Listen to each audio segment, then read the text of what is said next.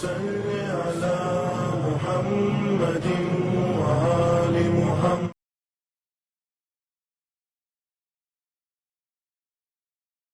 औज़ुबिल्लाहि मिनश्शैतानिर्रजीम बिस्मिल्लाहिर्रहमानिर्रहीम अस्सलामु अलैकुम रहमतुल्लाहि व बरकातुहू। नाज़रीन मोहतरम, डियर व्यूवर्स, मसाली ख़वातीन में आज उस ख़ातून का ज़िक्र करना है जो अहले बैत अलैहिमुस्सलाम के घर में पैदा तो नहीं हुई, मगर हाँ अहले बैत अलैहिमुस्सलाम के घर में शामिल ज़रूर हुई, और जिसको हमारे तीसरे इमाम हुसैन अलैहिस्सलाम ने जिनको अपनी माँ कहा, उस ख़ातून का नाम जनाब फ़िज़्ज़ा सलामुल्लाह अलैहा है।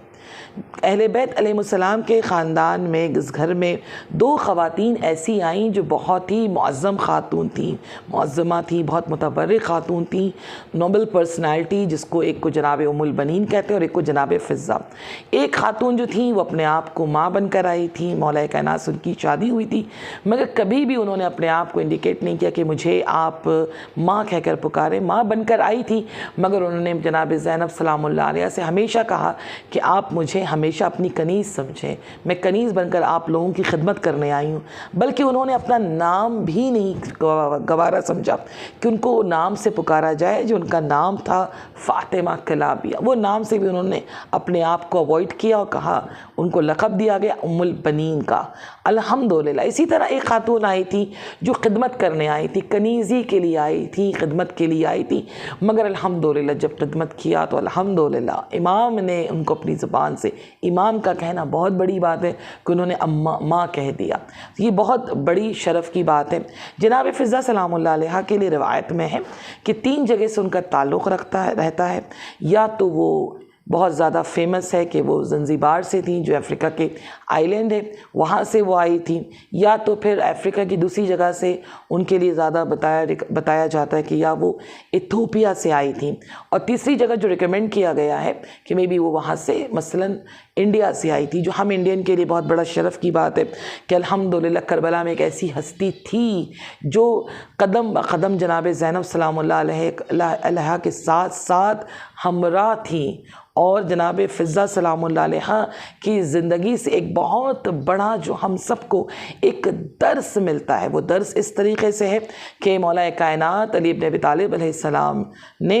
अपने हदीसों में के ज़रिए से इस पैगाम को दिया है कि दुनिया में ऐसे लोग मिलते हैं, कि बहुत से ऐसे लोग हैं जो हम लोग बहुत तमन्नाएँ करते हैं कि मौला वो दिन होता कि अगर हम करबला में होते तो हम इस तरीक़े से काम अंजाम देते, या फिर हम गदीर में होते तो हम इस तरीक़े से मौला की मसलन विलायत को इस तरीके से स्प्रेड करते हो, इस तरीके से उसकी तबलीग करते हैं, या फिर इमाम ज़माना आने वाले जब इमाम आएंगे तो फिर हम ये भी कर सकते हैं और हम ये भी करके दिखाएंगे। इस तरह के लोगों के लिए मौला कायनात अली इब्न अबी तालिब ने कुछ चीज़ें हमें बताई हैं इंसानों के लिए कि दुनिया में ऐसे लोग हैं जो मसलन 20% ऐसे लोग हैं, मसलन ऐसे लोग हैं जो लोगों को जुल्म करना पसंद आता है, लोगों को तकलीफ़ देना, लोगों को अज़ियत देना उनको बहुत मज़ा आता है। और कुछ ऐसे लोग हैं, 2% ऐसे लोग हैं जो हक़ की तरफ होते हैं, बिल्कुल हक़ गो होते हैं, हक़ की आवाज़ को लब्बैक कहते हैं, और जब भी खुदा न करे कोई गलत होता है तो वो हक़ के लिए आवाज़ अपनी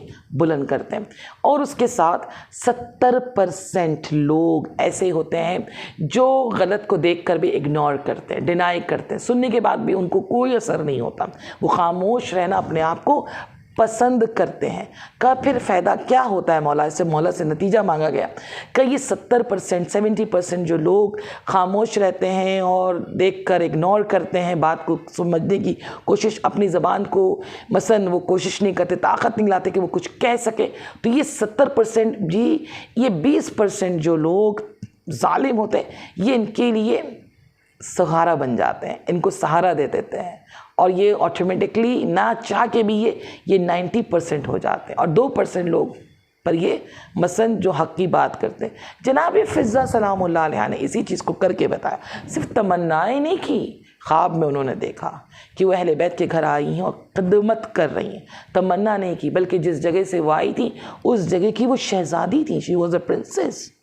और जहाँ से वो तख्त से निकली थी वहाँ से खिदमत के गरज से निकली और खिदमत किया। ऐसा नहीं कि सिर्फ वर्ड से अपने आप को कहा था कि no I want to do खिदमत, नहीं, उन्होंने करके दिखाया।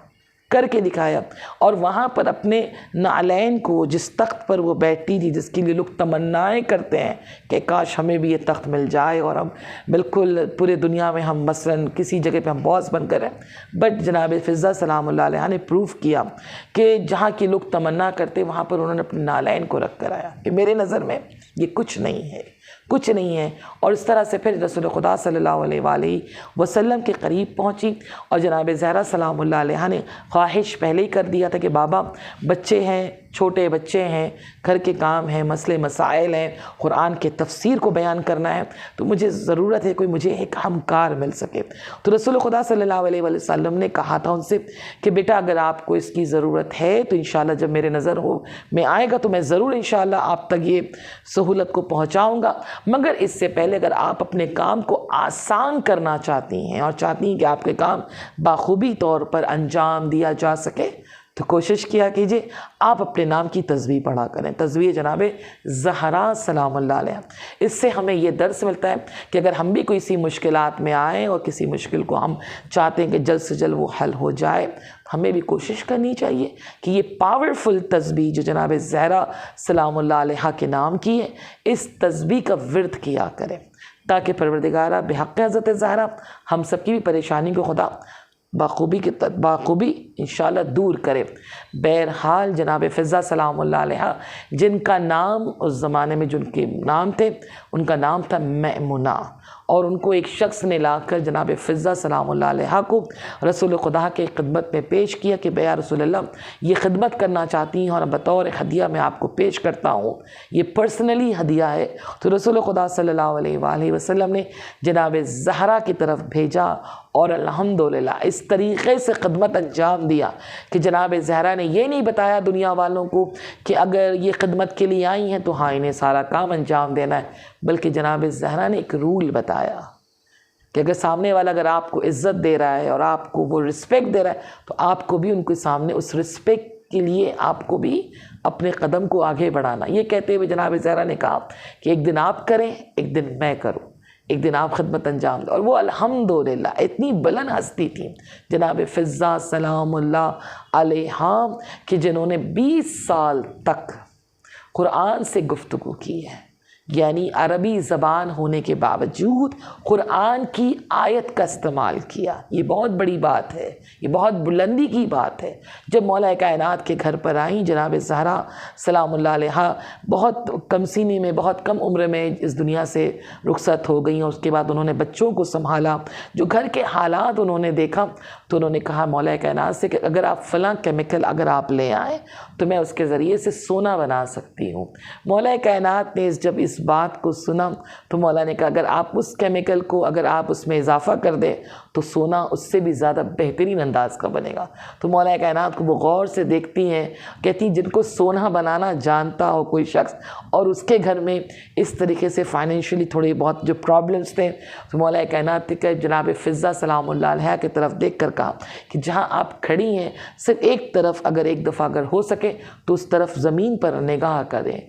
जैसे ही जनाब फ़िज़्ज़ा ने निगाह डाली तो वो जहाँ पर खड़ी थी उस जगह पर सोने की नहर शुरू हो गई। यानी ये कमाल है मेरे मौला कायनात में। ये वो ज़िंदगी उन लोगों ने गुजारा कि सब कुछ था उनके पास, सब कुछ था, सब कुछ मौजूद था। और क्यों ना होता है, मौला कायनात है वो, अली इब्न अबी तालिब है वो,